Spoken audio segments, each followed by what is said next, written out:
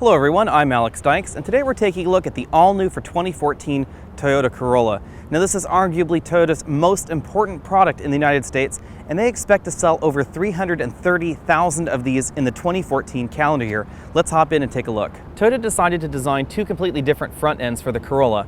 We have this particular front end in the L, LE, and Eco model, and a slightly different bumper model, which we'll post a picture of right here, in the S model. I find the S front end slightly more attractive than the L and LE model that we see right here, but it is a little bit more unusual. So if you prefer your front end more traditional, then stick with the LE model.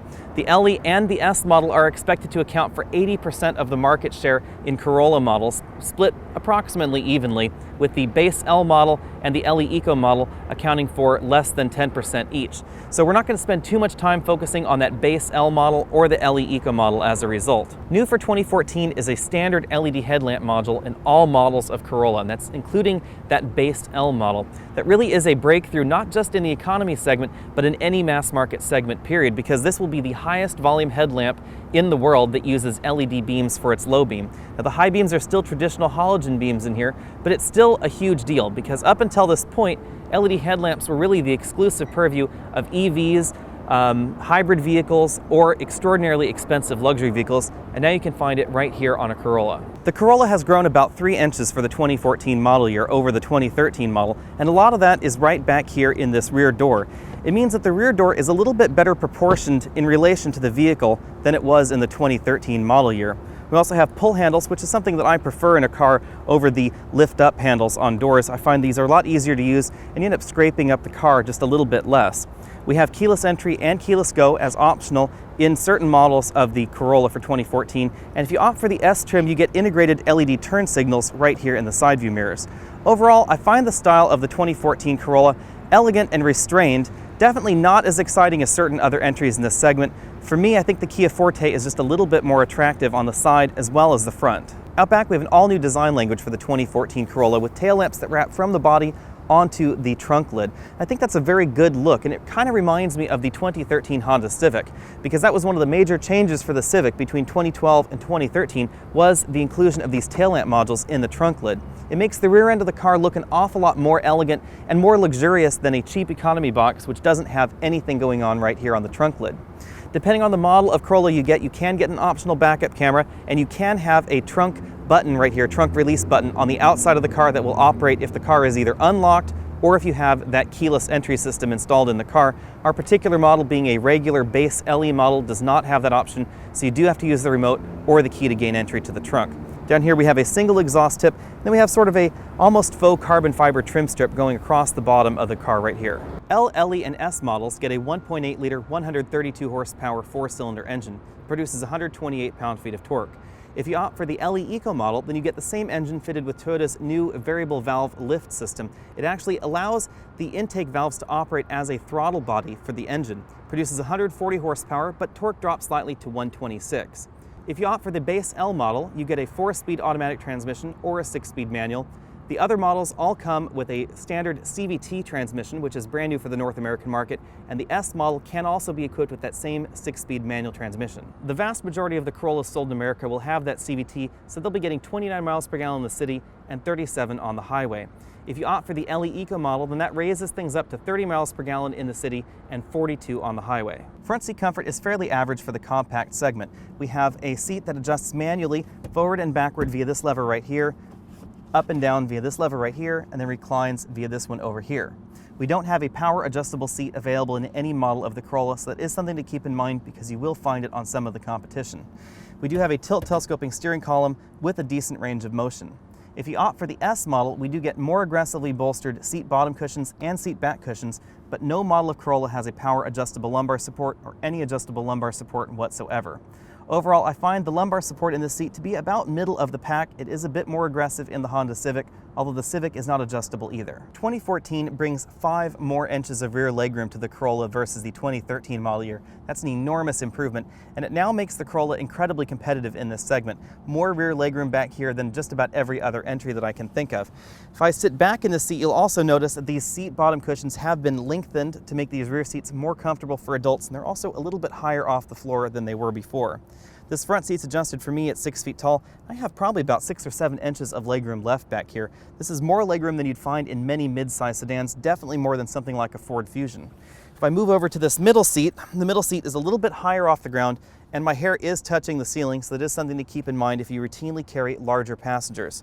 If I move over to the far right seat, this front seat is adjusted all the way back in its track, suitable for a 6'5" plus driver. And as you can see, I have about 2 or 3 inches of legroom left right here in this seat. We don't have a center armrest in the Corolla, but these rear seats do fold in a 60-40 folding fashion. You can see when we do that, these rear headrests on the outboard seats do not adjust, but the center headrest does move up and down. When it comes to cup holders, the Corolla is lagging just a little bit behind the competition. We do have these cup holders that fold out of the center console here, but I'm not sure how these will stand up to abuse by children. We also have bottle holders in each of the rear doors.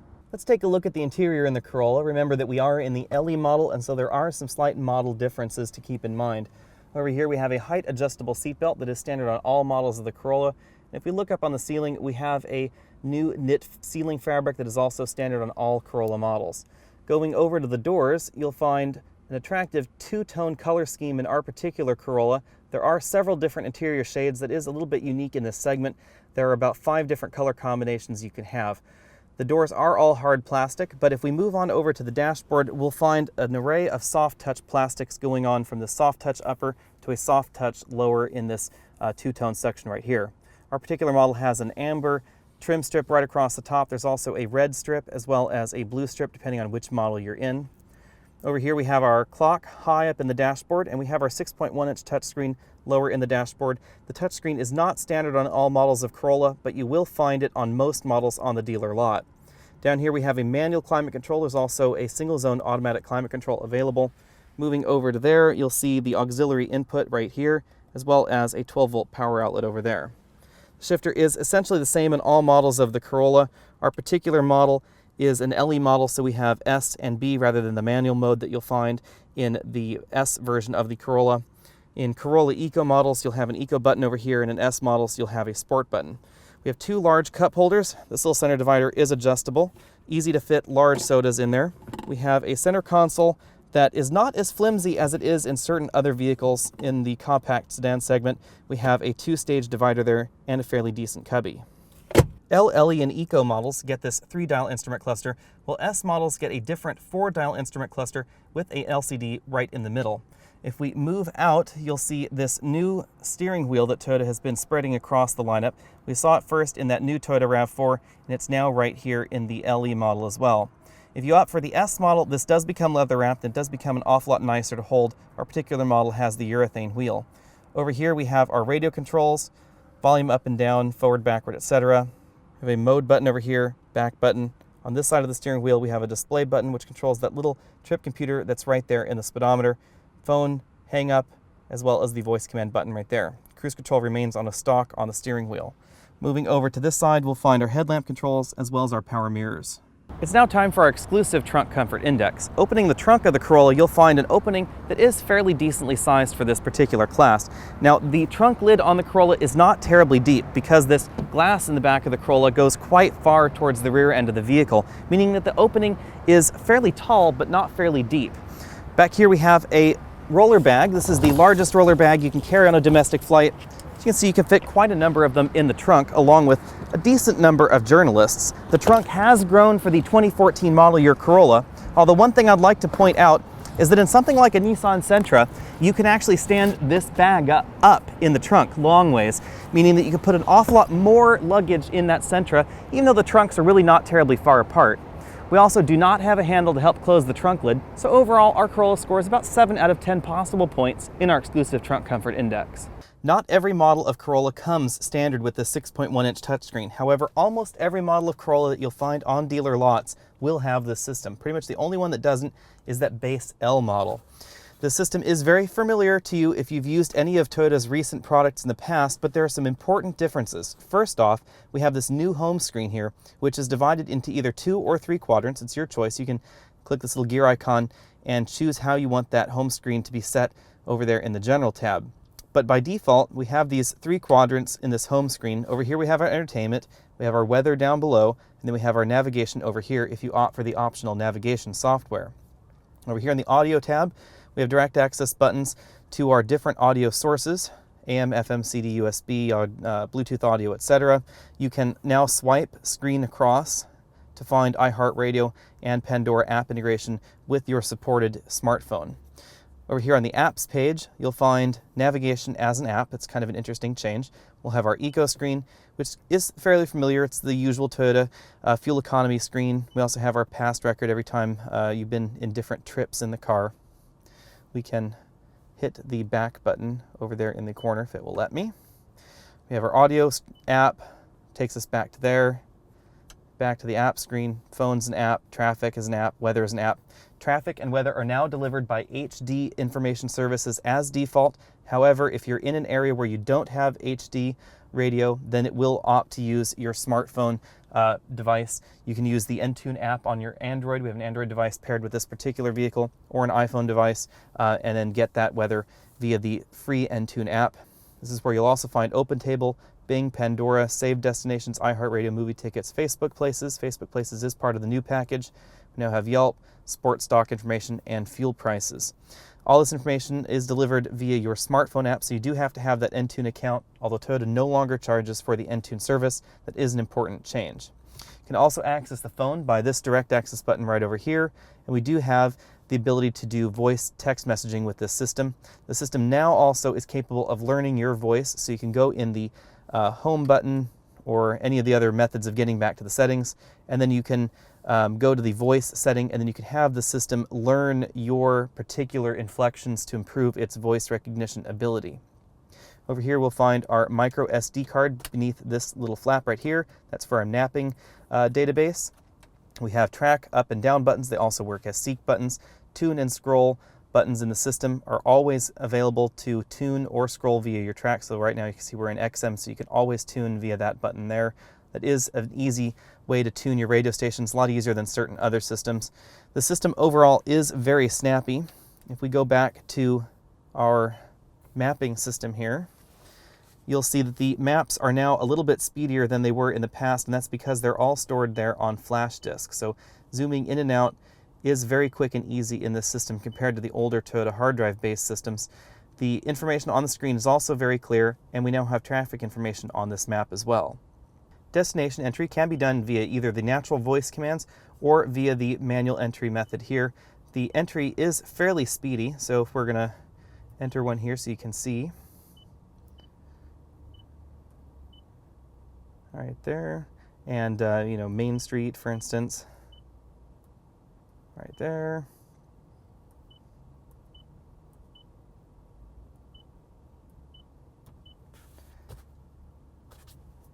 And we hit the go button. You can see how quickly this system routes the address. This is an awful lot faster than other competitive products. And we're fairly far away from that address, as you can see there. So it's 536 miles, and it routed that quickly. This is an awful lot snappier than the other entries in this segment, most notably My Ford Touch. However, at 6.1 inches, this screen is a decent amount smaller than the Ford or the Kia entry in this segment. I don't find the system as easy on the eyes as My Ford Touch, but it is an awful lot more user-friendly in terms of not crashing. The Ford system crashes very frequently. The system offers full voice command of your USB or iDevice music library, just like My Ford Touch and just like the Kia Yuvo system. The Kia Yuvo system probably ranks top in my book because it has that larger screen. It does have the looks of My Ford Touch for the most part, but it doesn't crash like My Ford Touch. This is probably a solid number 3 entry in this segment, however. This is light years ahead of anything that you'll find in the Honda Civic. The Honda Civic just has that 2-tier system, and I don't find it very intuitive to use or to navigate around. It's definitely not as speedy as this system. I also rank this above the current system in the current Chevy Cruze. I don't find that system particularly easy to use either. The biggest change for the 2014 model year is the continuously variable transmission under the hood. This is very different from a stepped automatic transmission, which only has a fixed number of gears. Basically, this transmission has an infinite number of gears between its lowest ratio and its highest ratio, so the feel is very different out on the road. Fortunately, this 1.8-liter engine doesn't produce a whole lot of power, so that CVT is a good thing in this particular vehicle because you need all the help you can get for acceleration in the Corolla. We scored 0 to 60 in just over 9.7 seconds, which is fairly average in this segment. It's very similar to what you find in the Sentra and a number of the other entries. 0 to 30, however, is a little bit slow. It's just under 4 seconds. That is a marked difference between this and something like a Ford Focus or a Kia Forte, which does have a much better 0 to 30 time. So if you're stoplight racing, you'll get off the line an awful lot faster in some of the traditional automatic equipped cars in this particular segment. In terms of CVT performance, the Corolla is probably the best in this segment because Honda has yet to bring their Earth Dreams CVT down to the compact segment. So the Earth Dreams CVT has probably the best overall CVT performance that I've ever driven. It shifts ratios very, very quickly. The problem that most people have with the Nissan CVTs is that if you're driving along like we are right now at around 40 miles an hour or so, and you floor the engine, you don't get that instant acceleration feel that you do in a regular automatic when you downshift and you start accelerating. The Honda CVT, as well as this new Toyota CVT, however, have that feeling of a downshift, so they immediately switch to a lower ratio and then you accelerate, rather than the Nissan transmission, which changes ratios relatively slowly. This transmission also tries to mimic a 7-speed automatic under certain conditions. So if you're in the sport mode in this transmission, or if you're in the S model and you hit that sport button and you floor the car, you're going to see 7 imitation shifts as you accelerate up to the maximum speed of the Corolla. It's kind of an interesting feeling. They're not quite as crisp as you'd find in a regular automatic transmission, although they're better than the imitation shifts that you do find in the current Nissan Sentra. I like CVTs, and I think this transmission is exactly the right direction for the Toyota Corolla. It helps improve fuel economy, it also helps improve performance, but most importantly, it helps improve daily living with your Corolla. So if you're climbing up a hill or you're going up an incline, etc., you don't have to wait for the transmission to downshift. It means that the car doesn't do that slow down, downshift, speed up, upshift, slow down routine that you find in the old 4-speed Corolla. It's much more drivable in this car. Performance is also considerably improved over that old Corolla, not just in 0 to 60 times, but also in passing maneuvers, where that 4-speed transmission just didn't have the right ratio for passing frequently, and this transmission always has the right ratio. The ride in the Corolla is very middle of the road. It's neither too hard nor too soft. It's probably very appropriate for the mass market of this segment that Toyota is going for. Cabin noise is a little bit loud, however. We ranked about 74 decibels at 50 miles an hour on an asphalt road. We're not on our normal asphalt road since we are testing this car up in Seattle, so do keep that in mind. But this does appear to be a decent amount louder than the Kia Forte and that new Honda Civic. And the Honda Civic used to be accused of being a very loud ride, and now it's scoring fairly middle of the pack, with this Corolla being just a little bit louder. If you want the quietest ride, then you're going to need to look for something like a Ford Focus. When it comes to steering feel, the important thing to remember is electric power steering, and that's dominating the compact car segment. And as a result, there's very little daylight between any of the entries in terms of steering feel, steering accuracy, and steering weight. They're all very, very similar. The Mazda 3 and the Ford Focus do tend to be a little heavier. Kia and Hyundai allow you to change the steering effort, but they don't really improve steering feel when you change it. They just let you go from very light to fairly heavy. But overall, they're all fairly similar. So anyone that tells you that the Toyota Corolla is awful and the Mazda 3 is just absolutely fabulous is really deluding themselves at least a little bit, because they're all very, very similar. Ride and handling are very middle of the road in the Corolla, and that shouldn't really surprise anybody. Being one of the volume sellers in this segment, it's very obvious that Toyota has tuned the Corolla for the average person, the average person's preference. And most people don't tend to like very hard or very soft rides, so the Corolla slots right in there in the middle. Keeping in mind that I haven't been driving on my regular daily commute, fuel economy in the Corolla has been very good for a compact car. We've been averaging about 29 miles per gallon overall, mostly in city driving in fairly heavy traffic. We've not been taking the Corolla on very many highways here in Seattle, but the few highways that we have been taking it on, we've been averaging in the high 30s. These are very good numbers for the compact segment. If, however, you really want the best fuel economy in your compact car, then your best bet is to look for something like a Prius C, because the Prius C does get very high fuel economy, considerably higher than the Corolla, without sacrificing too much in terms of room or performance. We averaged between 50 and 60 miles per gallon on the highway the last time we had the Prius C, and that's considerably better than this Corolla. Toyota has priced the new Corolla from $18,300 to just under $24,000. That makes the Corolla one of the least expensive vehicles in this class. It's obvious by the pricing of the Corolla, as well as just the way the Corolla is designed, that this is targeted at the meat of the compact sedan segment. So you won't find things like heated steering wheels or cooled seats or heated rear seats or any of those sorts of features in the 2014 Corolla. If you want those more luxury-oriented features, then you're going to need to go for something like a Focus or a Kia Forte, but it will cost you an awful lot more than this 2014 Corolla. Which compact sedan is right for you depends very much on your priority list. Something like a Mazda 3 or a Ford Focus sedan is going to be the better handling and performing alternative. Something like this is going to be the best value alternative in this segment, depending on which options you get. If you want the ultimate value with a high luxury content, then a Kia Forte is very hard to beat. If you want gadget content and luxury content, then something like a Ford Focus or that Kia Forte again would be the cars for you. I like the new Jetta, but I don't find the Jetta as appealing as any of the ones that I've already mentioned. I do rank this above the 2013 Honda Civic, although I do find the Civic to be a quieter ride. So if you value quiet rides, then oddly enough, that 2013 Honda Civic, a car that's been known for being fairly loud on the road, is probably a good choice. Overall, my personal ranking is definitely the new Kia Forte first, this new Corolla second, then probably something along the lines of a Focus tying with a Honda Civic. Again, I'm Alex Dykes, and this has been our look at the 2014 Toyota Corolla. One thing that I'd like you to keep in mind is the order in which these videos have been recorded and published right here on YouTube. When we last recorded the video of the Kia Forte, the Toyota Corolla 2014 model didn't exist. And when we recorded the 2013 Honda Civic and I said it was the best car in the segment for me, that 2014 Kia Forte didn't exist. So there's one important thing to keep in mind. As I said, at this exact moment, I do like the Kia Forte just a little bit more than this Toyota Corolla, but for me, I like my cars almost fully loaded, and that does have a huge impact on my personal impression of the vehicle. If you're going to go for just the average vehicle, then I would probably take this Toyota Corolla over that Kia Forte. I do like the CVT, I like the look of the interior, and I do like the outside of this 2014 model year. Next week, we're going to be taking a look at that new 2014 Mazda 3, so be sure and stay tuned for that one because that could shake things up just a little bit. In the meantime, go ahead and click on the subscribe banner on the bottom of your screen so you can be updated on all of our latest videos, including that Mazda 3 video. You can go ahead and comment on this video, send me messages right here on YouTube, and then we'll see you next week. Games you play, you would always win.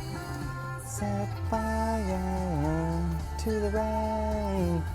The bone as I touched your face.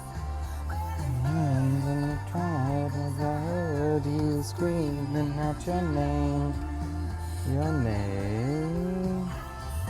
Fire to the rain. Oh, why am I